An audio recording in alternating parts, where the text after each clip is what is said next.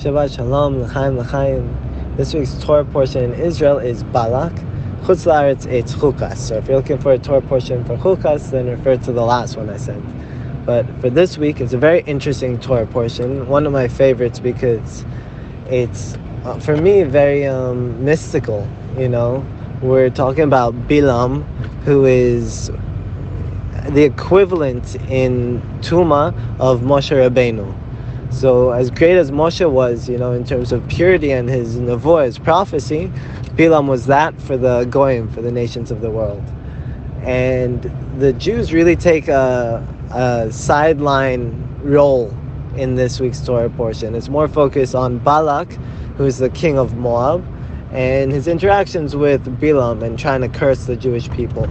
And we have the famous line of how, I forget what the translation is, but how beautiful are your tents, Jacob, your dwelling places, O Israel.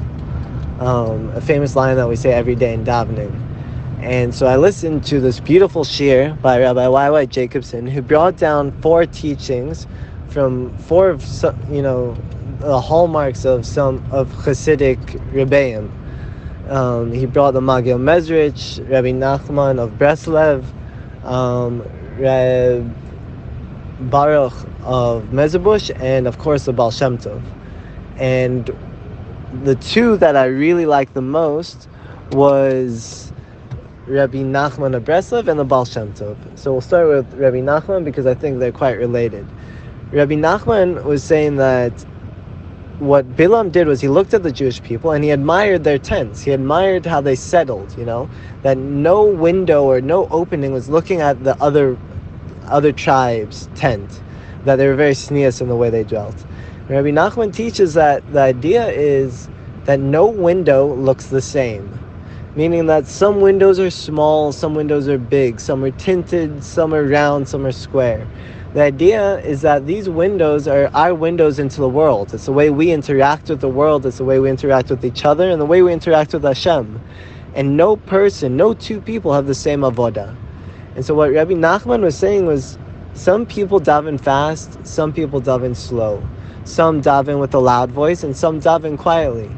And no person's avodah is the same. And this is what Bilaam saw in the Jewish people, is that we're all different, but we all recognize that we each have our own unique individual avodah, and that's something that even today we need to appreciate, and that we can learn from Bilaam, that he admired about us, and we should be able to admire about ourselves.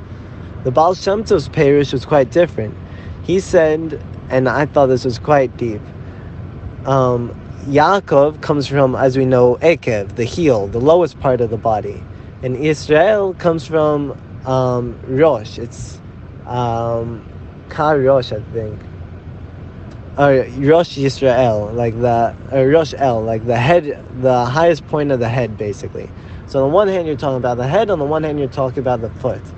And he said, when you say, how beautiful are your tents, O Jacob, this is a person who's low, very much ingrained and engrossed in the world, how they are building a tent, that every now and then, it could be, now in Israel, it's about 7:50, but the clock strikes 7:50 and this person realizes, oh my gosh, I need to daven mincha. And they run and they rush through a mincha. And that's them building a tent for Hashem and saying, I will make this tent, I will open a spot for you, Hashem, in this lowly, lowly world. Because they're engrossed in the world. And then you have a person who's a Rosh, a person who's all their life involved in godly things, involved in learning Torah all day. And they have a dwelling place. They dwell there with Hashem constantly. And what the Baal Shem Tov was saying was, how beautiful are both of these avodas. The avodah of the person who's involved in it daily, and how much more so the person who makes a tent for Hashem, who makes a little place, a little space in his very busy day to say, Hashem, come here, come and stay with me in this temporary dwelling. And every day they push themselves to make that dwelling. So 2 lessons that we could derive from this is that some of us struggle day to day. Our days get busy, but it's important that we make these tents for Hashem. That's what's beautiful, and we have no idea the milas that it reaches, the heights that it reaches. On the other hand, we can realize that every person's avodah is different, and that each one of us has a different role to play in bringing Mashiach and bringing Hashem into this world.